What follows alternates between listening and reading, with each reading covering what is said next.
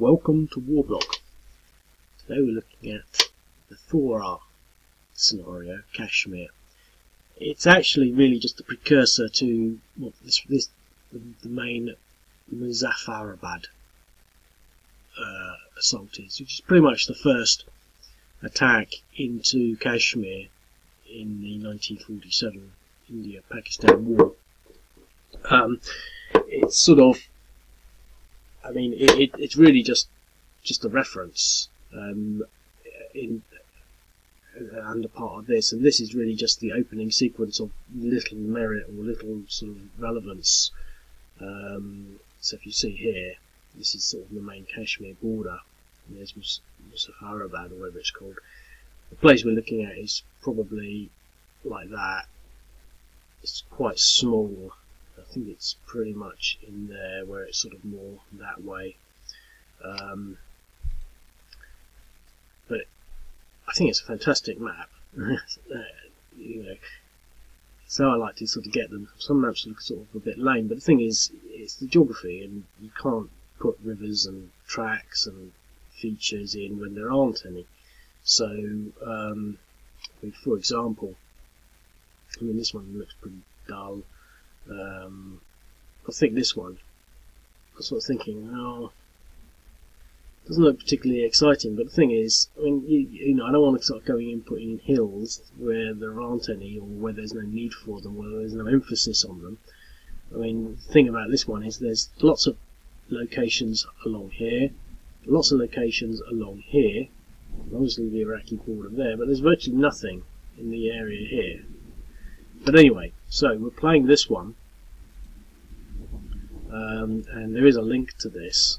So the link goes like that. So basically, it's under this section here. So you can see there's a lot to come. I mean, and there's a lot to come on just on this little section. You see all these little arrows. That's the second one.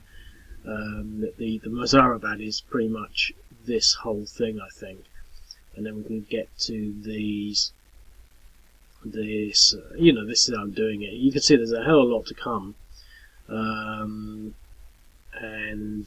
so, you know, this is the one we're doing now. Is the first clash occurred in Thorar on the 3rd to 4th, and the reason I haven't included it on that is because it wasn't until the 22nd that the next attack happened, and that's actually, you know, it's so far off that it's no point including it in that, because it would actually be artificial to include it in this and then say, you know, back to back we get into that. So I thought I'd divide it into two for historic sort of reference. So, you know, that's the background to it. So I'm going to quickly play it because it's such a little small game, and just highlight something. There's always some sort of development that is next that sort of impinges on the development that I want to cover. Basically, I've introduced stacking, and now the thing is, these are all hills, and I might put some mountains in actually. I'm not sure where. I think maybe these two hexes will be mountains, and some of this will be mountains. I mean, it's pretty much the, you know, sort of towards the Himalayas. No, it's not towards the Himalayas. It's pretty mountainous in Kashmir. But, you know, so it's very hilly anyway. I mean, when I say hilly, I mean it's mountainous, but it's sort of less. I'm really trying to use mountains for, you know, proper mountains. And these are just very, very, very steep valleys with mountainous peaks between them, etc. I don't know.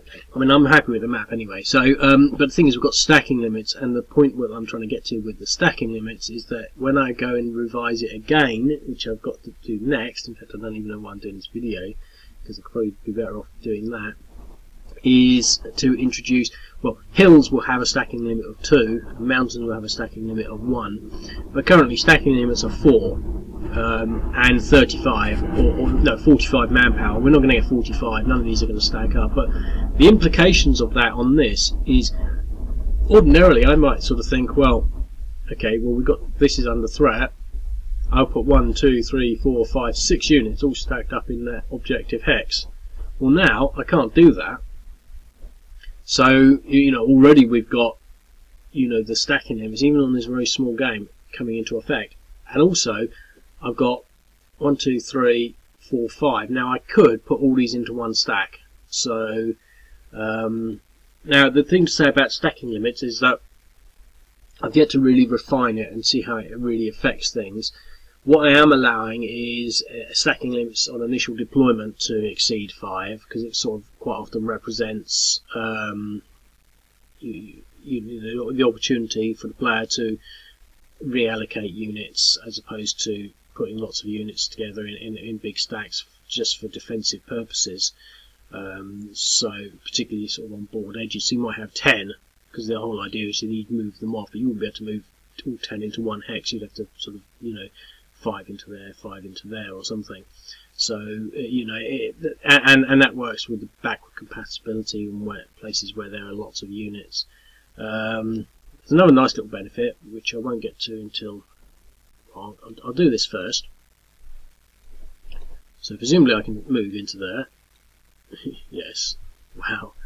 And I'm going to attack. So what we've got now is that these hexes will never be more than 5. Now that's useful because so many times I've had so many units in one of these boxes that they overlap, and then you can't select them, or it might be hard to imagine. And also gives me more control over what to expect. I can almost explicitly make these now so that they only contain 5. I might not do that just yet, but over time, as I sort of refine the number of units, I could actually have them so they're clearly capable of holding 5 units.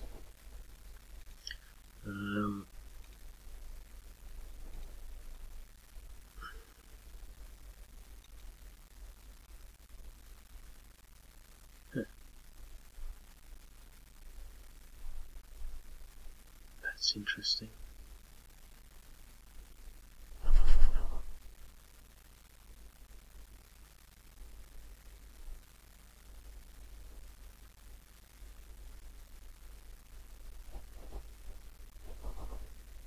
That's interesting. Because I have no idea why they're 11.55. I mean, unless there's... I wonder why that's happening.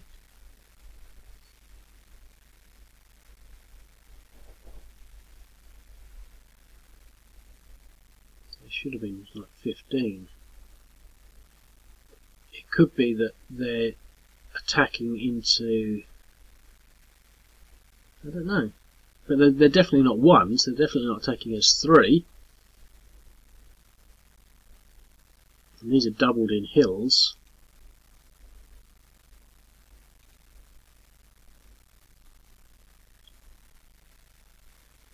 That's interesting.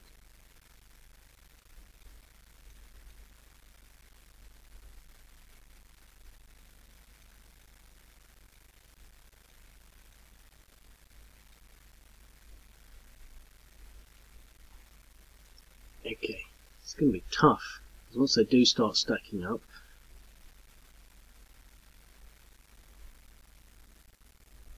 Okay, the India player turn.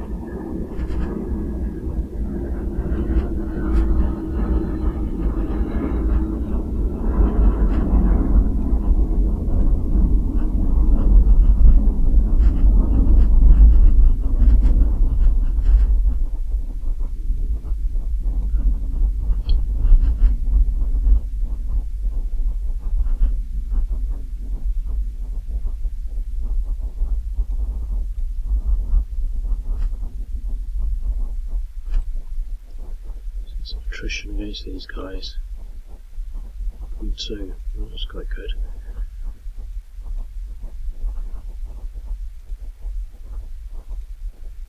It might be a war of attrition.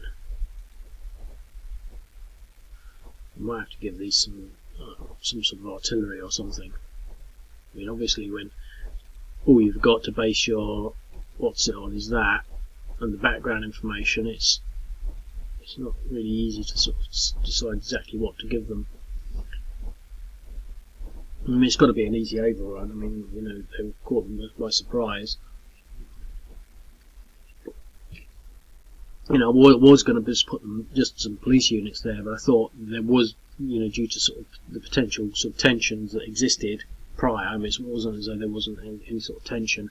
They would have had some sort of military presence. While I've only got one unit, it's just sort of, you know, token efforts. But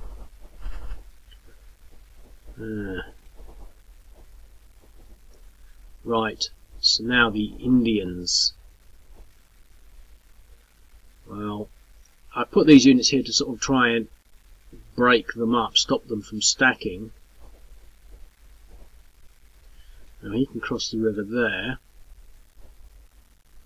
Now the thing is, here we could move into there. I'm drawing to work so I can change the colours as well. So I might change that.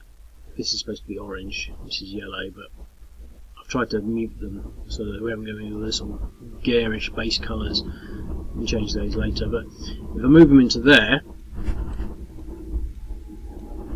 I can stack, but that means that then these two hexes are empty, and these units can then sort of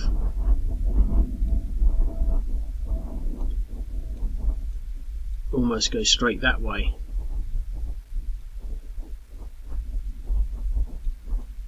And take the objective, which is sort of counterproductive. So to sort of stop that,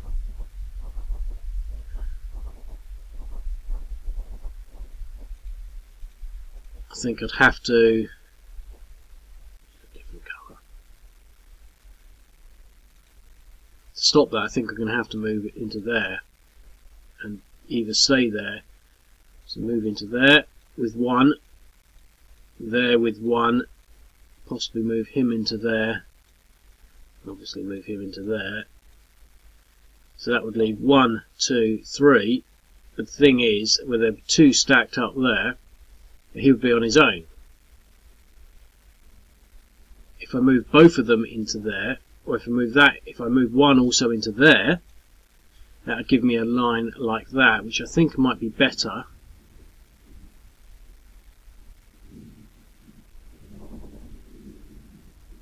That would be conceding that hex, you see.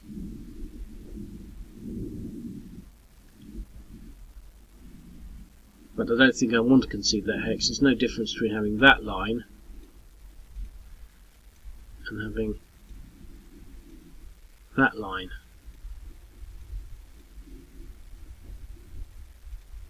This line here.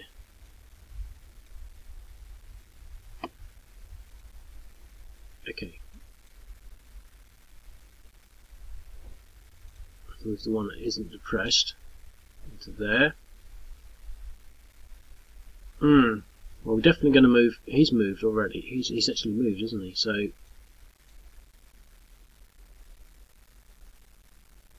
now I could leave him. I could still do that. The benefit of moving him back is he's less vulnerable, but it's conceding ground. You know, it's possible for them to sort of actually.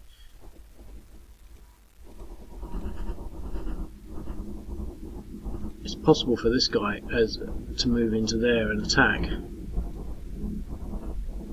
I can't really stop that, but he might not succeed.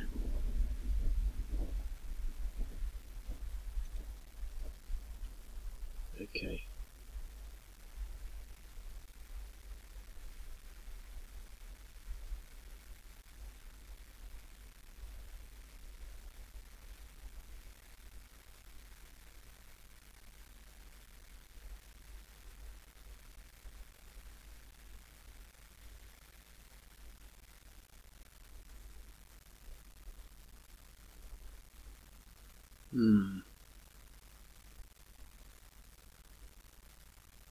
So I'm thinking of putting him into there.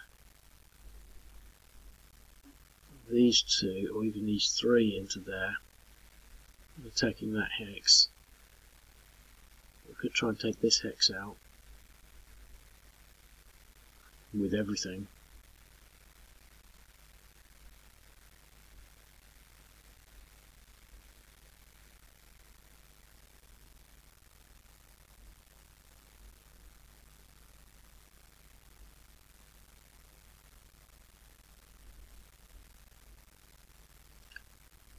But what I might do, and it's still not really going to work.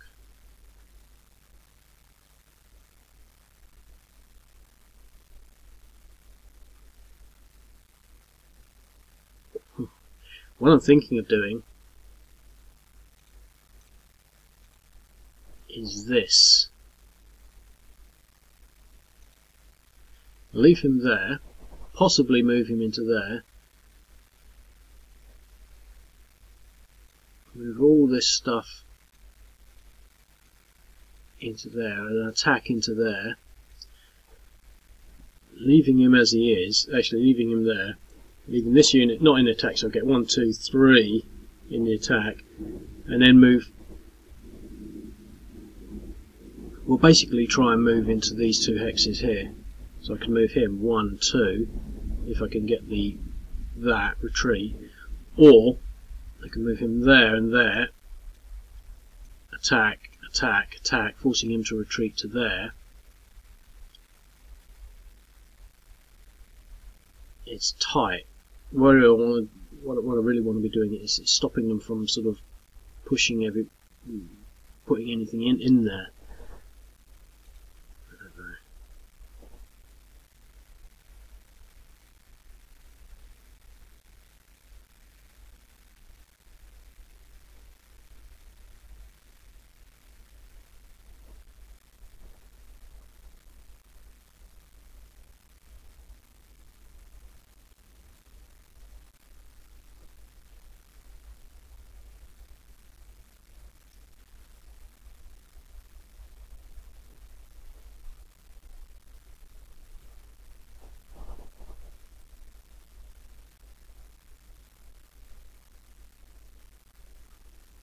No.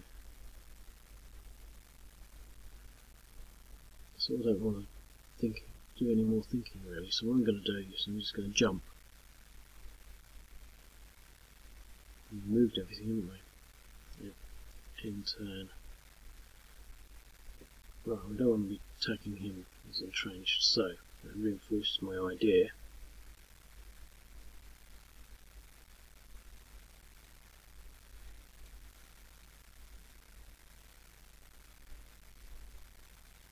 Oh, I had to go across the river.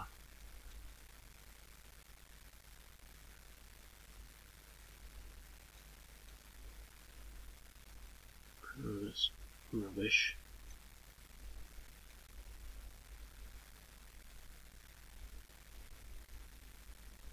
Well, considering all of that, I'm going to have an attack there. It's this police unit.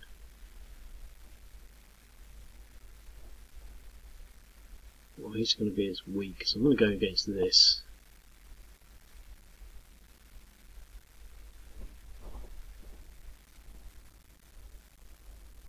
Okay, so we've got a DR on that. He got up to 5, so. Oh, I think I know why they were. I figured it out. In that initial attack, we were attacking across a river, so some of our units were reduced because it was a small stream. Wow, there you go, eh? Right, so we managed to at least push him back. We've got this guy can attack. And he's slightly depressed, so let's at least try and put some pressure here. Got another DR. He's still got another attack on him. And that they've naturally stacked there. Of all the places he could have gone there, there, or there, he went there. Well, let's see if we can make that a stack of 3. And that's a really interesting thing. I guess retreating units can overstack. I'm not going to even bother. I suppose I could, but not at this stage. There's no angle. I don't feel lucky with this, but let's just do it. Oh, exchange. Oh well. Getting them up. Well, that's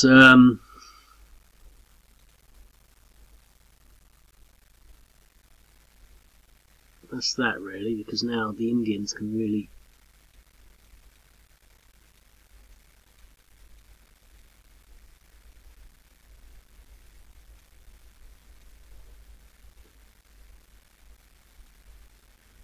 reinforce.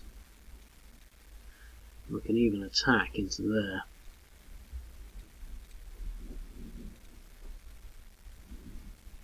Pushing them away.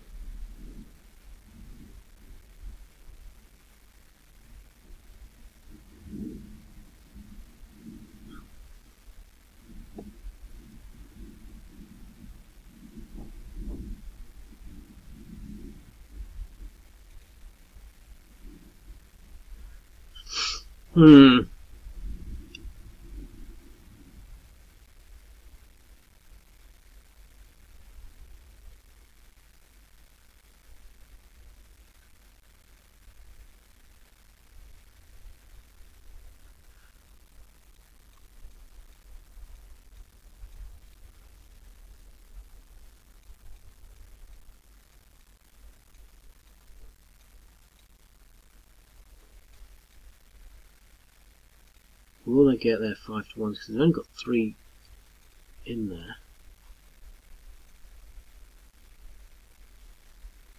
Look at that. We don't have enough movement with anyone to get in there.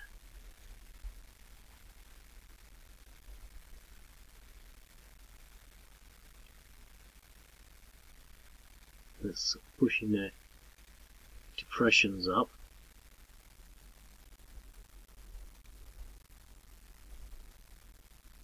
Well, they don't really have much choice but to move back in. Now with even more. And can they attack on something? Depressed, no. Depressed 1. Depressed, no. So this is the weakest stack. Obviously if we go against that one, I want to sort of get him in there.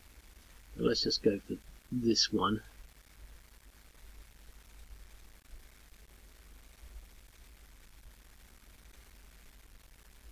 One to one in the DR. Well, there you go. Right.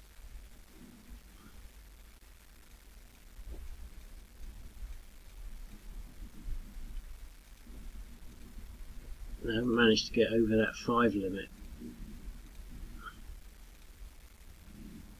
Ha! Look at that. It comes down to quite an interesting issue, really. I think that these Indian units need to stack up in there to stand any chance. So as a game of manoeuvre, can they get there first? And the reality is they can't. I mean, or at least I was unable to, and that's what I sort of tried to do.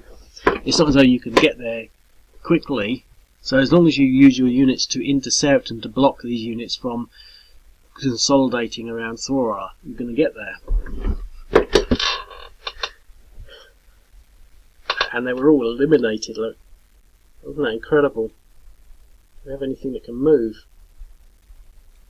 Yes, but not enough to move through through hills.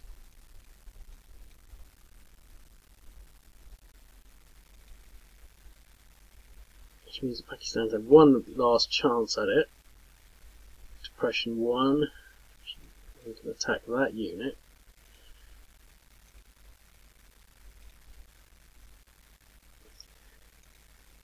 An exchange.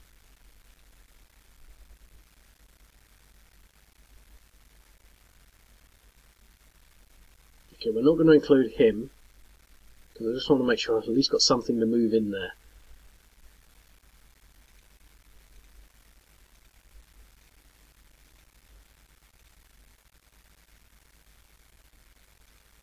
Yep.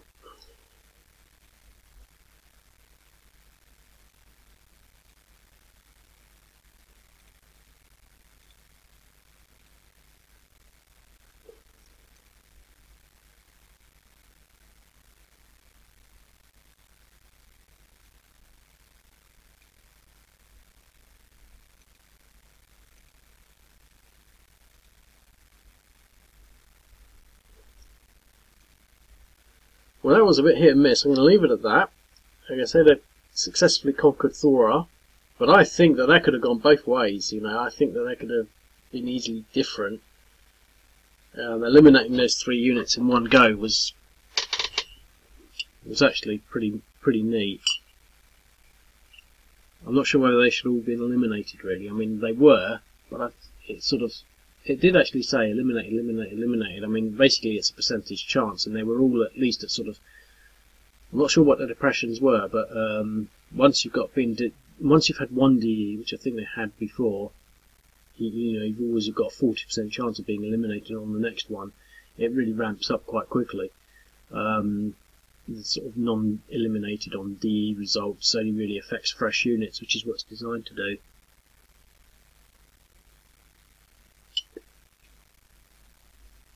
So that's quite an interesting little game. I quite like that. I'm thinking more and more about how they play on print and play, and something like this would be quite neat. I mean, you know, I've actually even thought about printing these things out in an almost micro scale. You know, probably the sort of scale that's, well, at least maybe as big as this is on the screen. You know, on a piece of paper. But I actually was thinking about even smaller.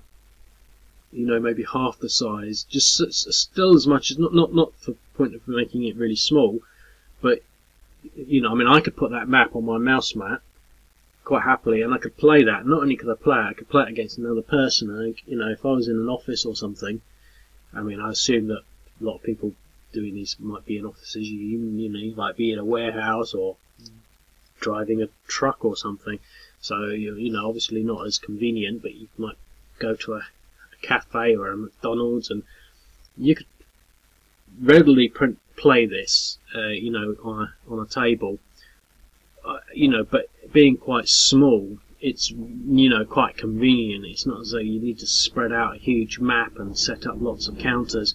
You could easily set up, I mean, I think there's 5 here and 6 on the Indian side. You know, you could easily set that up. You could almost set it up as you wanted, or you could use the deployments, and you could easily play that quite quickly. You'd probably need some reference to the rules, but you could reference the rule book on your tablet or phone if you needed to. Most of it's done by memory. You know, maybe have another sheet that has the tables on it, you know, ready to hand, and a dice.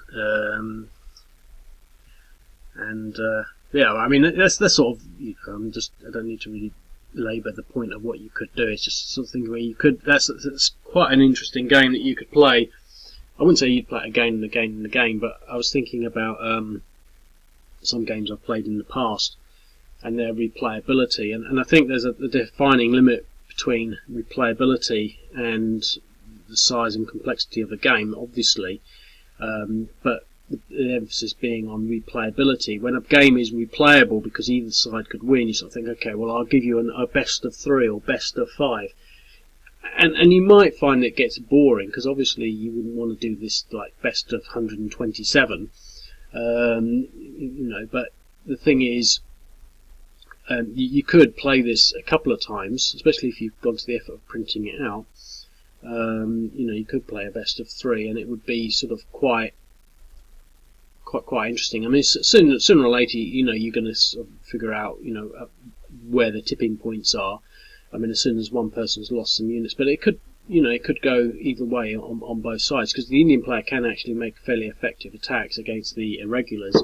but the irregulars obviously have the edge when they're attacking. So yeah. Anyway, I'll leave it at that. I hope you enjoyed that. It's quite a good game actually. I like it when I get these small maps and they're interesting and playable and entertaining. That's how I prefer them actually. The big maps are just sort of like lots of work, and quite often, to be quite honest, the whole point of the issues with the big maps is sometimes there's just too many counters to actually even want to really play. I mean, this is the sort of thing that, I mean, it's not so much a problem, but for example, you know, going back here, well, this one's okay actually because it has very specific nuances, you know, on how you could do the strategy, but there's still quite a lot of space. So actually, even just to get there, it's going to take some time, just sort of start moving your units into deployment.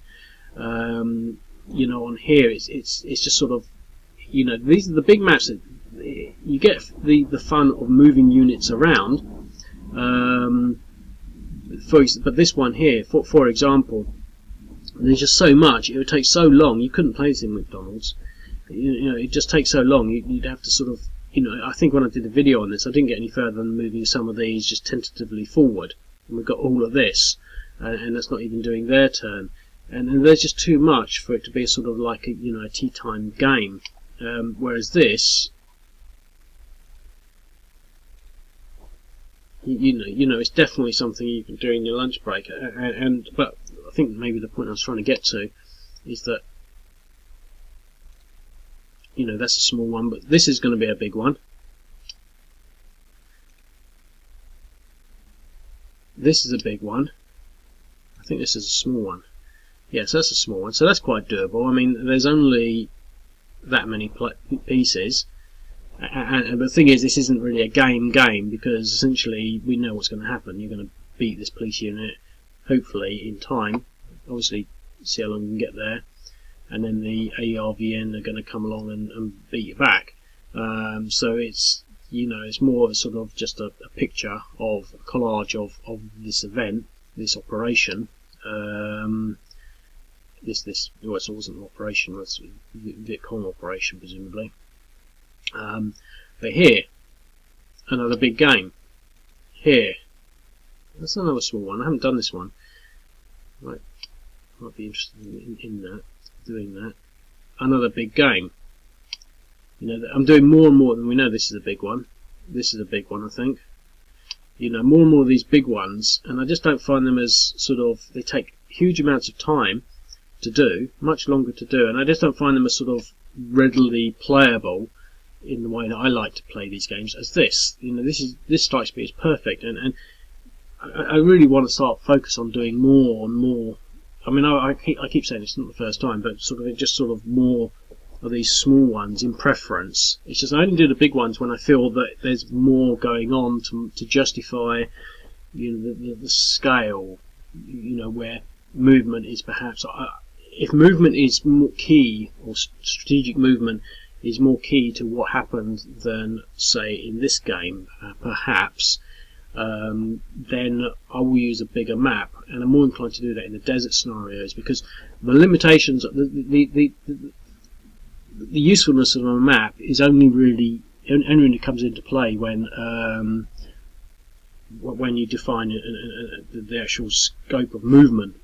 Now in here you can't move more than 2 hexes, so it makes, you know, this, you know, a number of turns away, whereas in a desert one with mobile units you could do that sort of distance in one turn. So you need a bigger map to represent, you know, the scope of implications of where you could move in any 1 or 2 or 3 future turns for strategic purposes, etc., etc. And the rivers really also reduce the movement's capability, so, you know, the smaller map actually, you know, is more suitable, whereas these bigger ones,